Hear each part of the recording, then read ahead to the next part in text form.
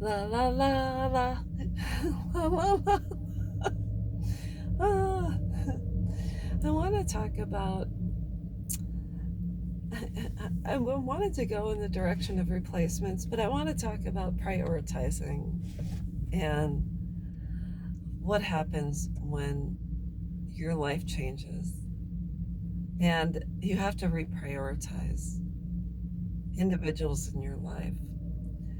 And I want to talk about when, let's say you've had a friend who's been single for a while and they've been super available to you and you guys have hung out, and let's just say your friend meets someone and starts to get into a committed relationship and they are not as available as what they were before. Well, if you're a good friend, you would keep in touch with that person, but wouldn't expect them to be as available as what they were previously, even if it's been 20 years, even if it's been 50 years, it's going to change. So let's just say, you you've been good friends with someone for a long time and you meet someone special and your relationship with your friend has changed because now you're trying to integrate someone new into your life and you're trying to get to know them and you're trying to see if you're compatible, and eventually maybe you move in together and it progresses and you're not as available to your friend.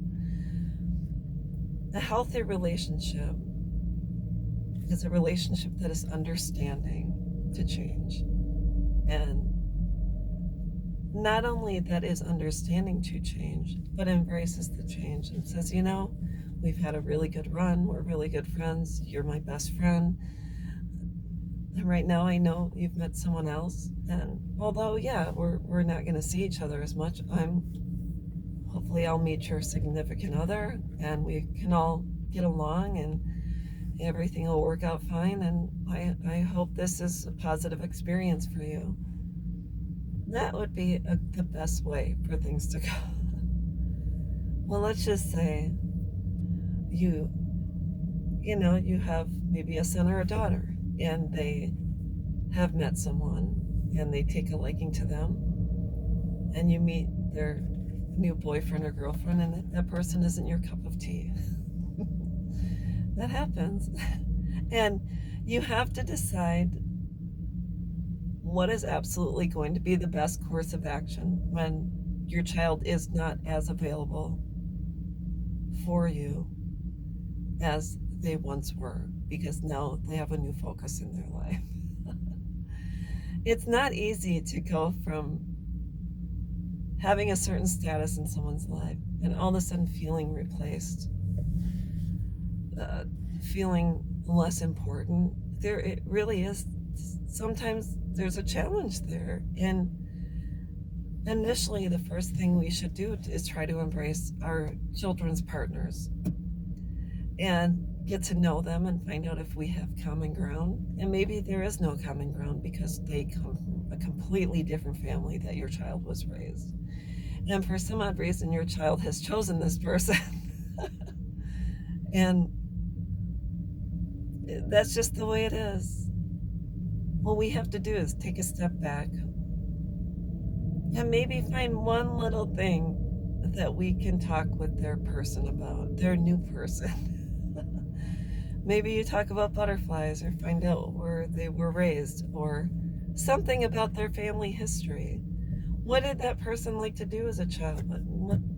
Where can we find a common ground? Because if I love my child and you love my child,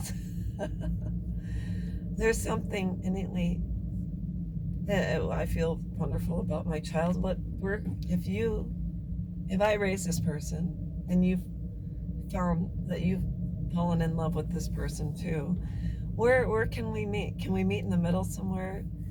It is at that point, if our child starts to distance,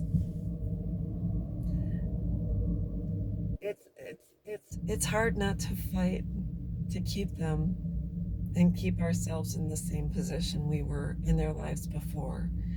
But there has to come a point in time when when they need to start to release themselves from their identity as only being a child to now being an adult and now being a partner, husband, father, etc. We have to choose grace, and we have to choose sometimes to bite our tongues. And we have to make the decision to take the higher road. And I'm just saying, there's a lot of times I've seen parents not take the higher road. I hate my son's girlfriend, or I hate my daughter's boyfriend or partner or choice or whatever. It's the best way to handle it is to continue to be graceful, to set healthy boundaries, to say to your child, you know, I'm trying to find a common ground with your partner, and maybe they're not giving me a chance. So I'm going to back off, and I'm going to let things ride, and I'm going to allow you peace and quiet in your life, and I'm not going to add to your stressors, because already you have a new relationship. It's already stressful enough. So I'm going to back off. I'm going to release you because you're an adult, and I'm going to believe the best, and I still would like to be a part of your life. But at this time, if we have to take a break from one another so you can find your way and find your footing in this world, that's what I'm going to do.